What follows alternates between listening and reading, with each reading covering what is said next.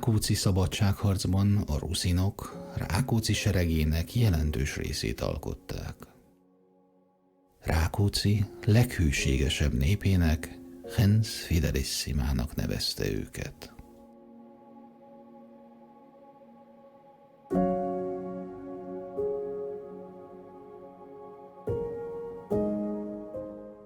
A manajlókat a kezdeményező akarat, a céltudatosság, a nehézségeken áthatoló erő minősége is jellemzi.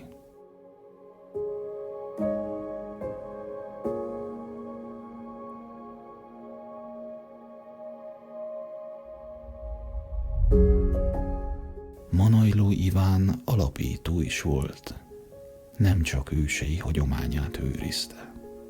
Bátorsága nem csak a ruszin néplélek egyik tartó oszlopává tette, hanem a nagyvilág is megismerte és befogadta művészetét.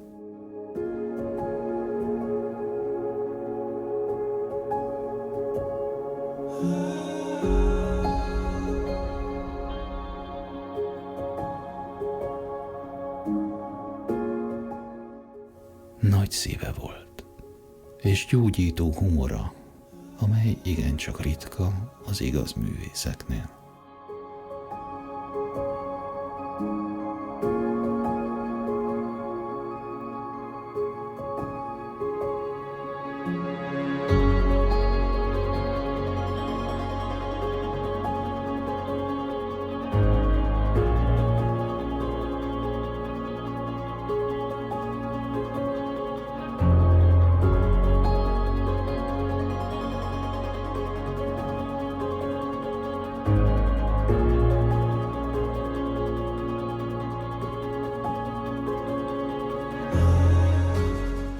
Bátran járt a saját útját, ahogy a manajlók teszik.